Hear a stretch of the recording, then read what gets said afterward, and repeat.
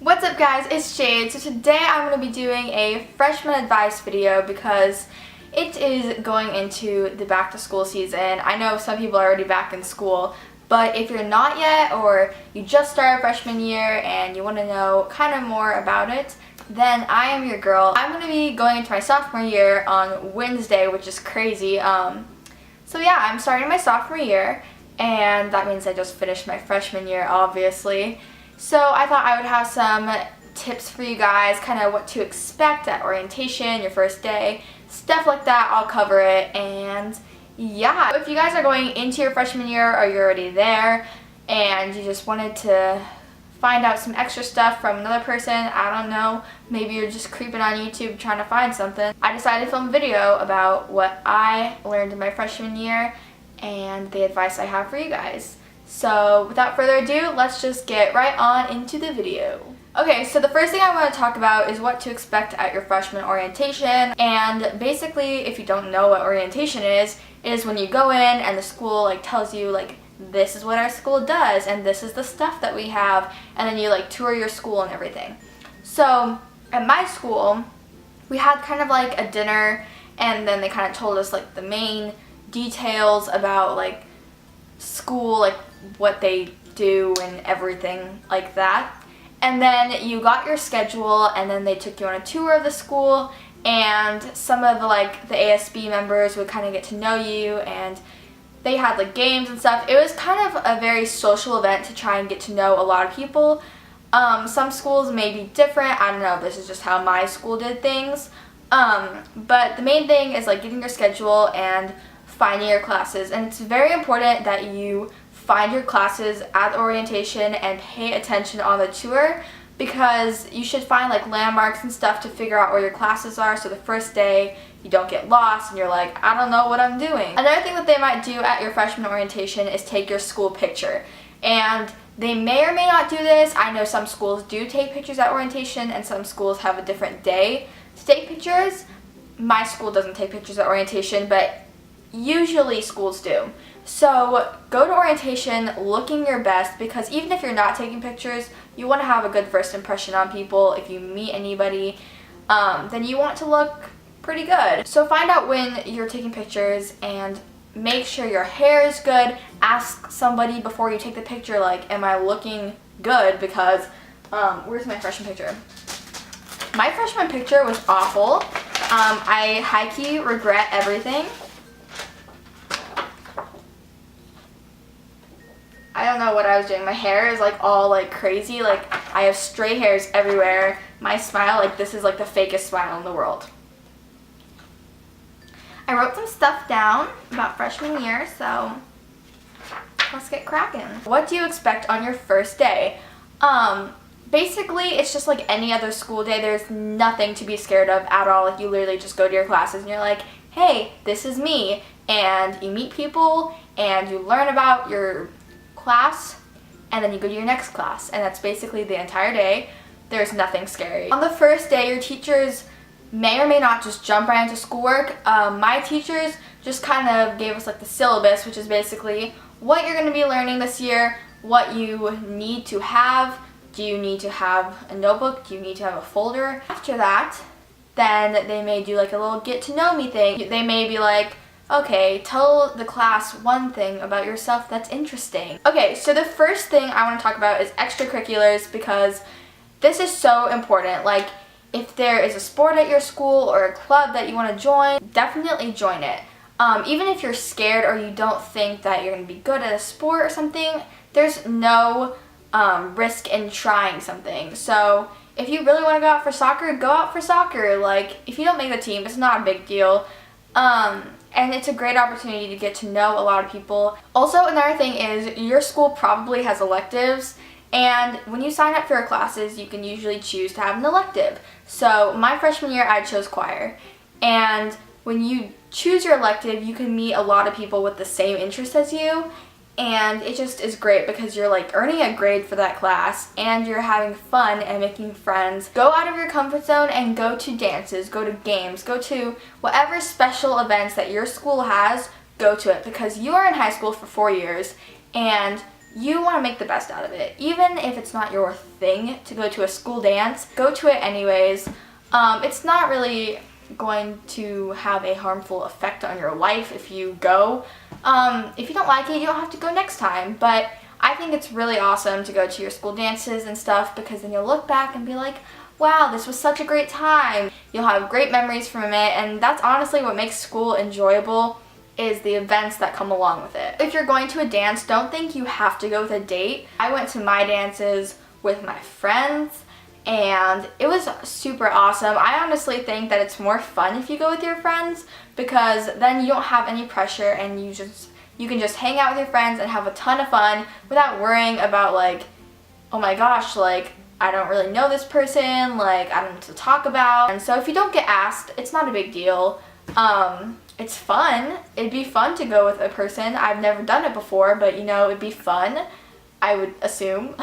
Moving on to the school, like, learning aspect of things, do not slack off in your freshman year. Even if it's your freshman year, that year is still super crucial. Your grades are still going to count towards your GPA, and your GPA is looked at by colleges, and if you want to get into a good college, you should have a good GPA.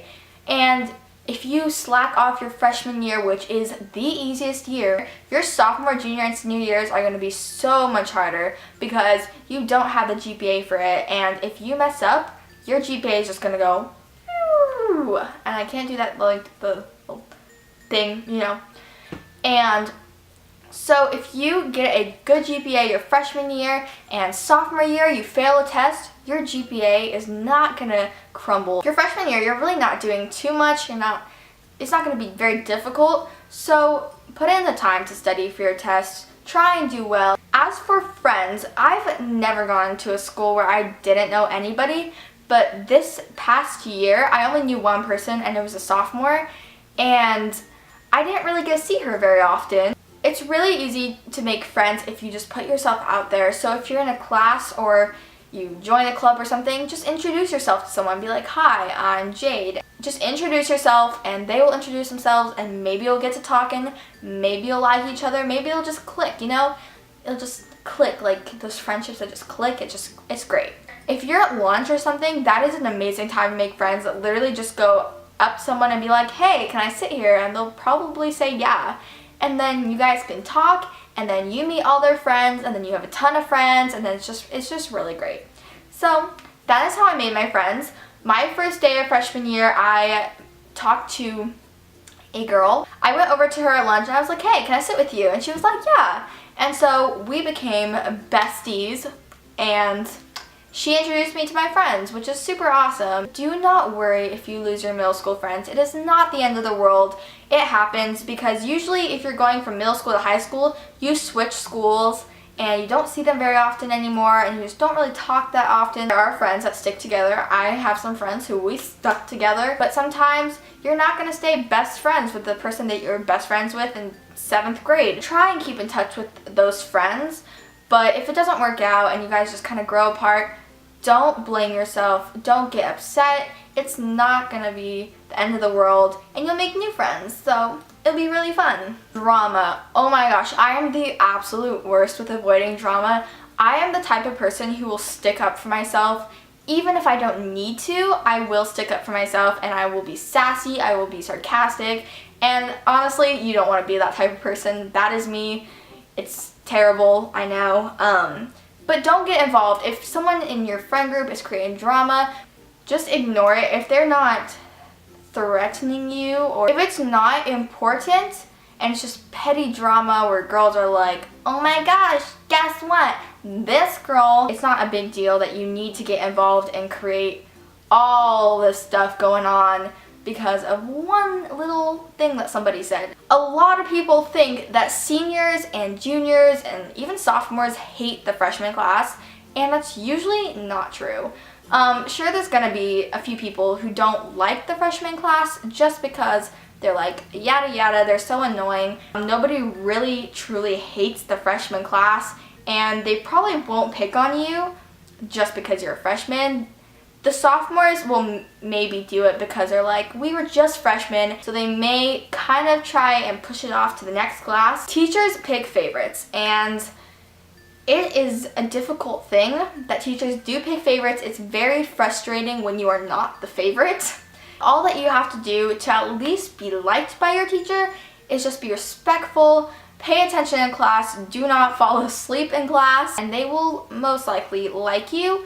And if you mess up later on, it's not going to be a huge deal as it would be if you were not paying attention and you are not nice to them and you are just being rude to your teacher and you mess up one day. They're not going to be okay with it, and they will get a lot more angry with you than they would with somebody who's kind and respectful and pays attention and really is genuinely interested in the topic that is being taught, or at least acts like they're interested. Before you do things like using your phone or being sarcastic with a teacher, make sure you know about this teacher. Like, your teacher may be okay with you being sarcastic to them, or some teachers may be totally okay with you listening to music. I know a couple of my teachers were okay with us like listening to music and stuff if we were just working on an assignment or something, but some teachers are not okay with that. Before you're Snapchatting and you're posting on Instagram or you're tweeting or whatever, you need to know what your teacher is like, because there are teachers who are not going to be okay with that, and they're going to take away your phone, they're not going to like you, and it's going to be a whole issue because then you're going to be upset and everyone's going to be upset, and it's just, you need to know the rules and then follow them, and just get to know your teachers, know what they're okay with and what they're not okay with. Dating. First things first, this is not the #1 priority in your life, especially as a freshman. I personally didn't know anybody in freshman year who lasted very long. They all lasted maybe a couple of months, or if they last longer, they always broke up like as soon as summer came, like it was over. There are success stories. I know that there are people who do last and it works out great. Some even get married. I don't know. But if you don't get a boyfriend, it's not a big deal at all. Like, literally, do not worry about it. So much else that you could be doing besides worrying about, like, oh my gosh, does he like me or does she like me? Like, no. You have sophomore, junior, senior year, and then all of college, and then all of your life after that. If you find someone, that's great. If you don't stress out over it. Next thing is, I always bring a little emergency bag with me, and I always keep like hand sanitizer and lotion. There's literally been so many times where people ask me for lotion, totally random. Hand sanitizer, obviously, because literally people in high school are disgusting. There's literally so many germs everywhere, especially when you're in school. It's like flu season, and you don't want to get all those germs. The final thing is, make sure you are organized. If you are in a class like Spanish or something, write note cards to remember the words. It's a lot easier than trying to memorize from a notebook or something like that.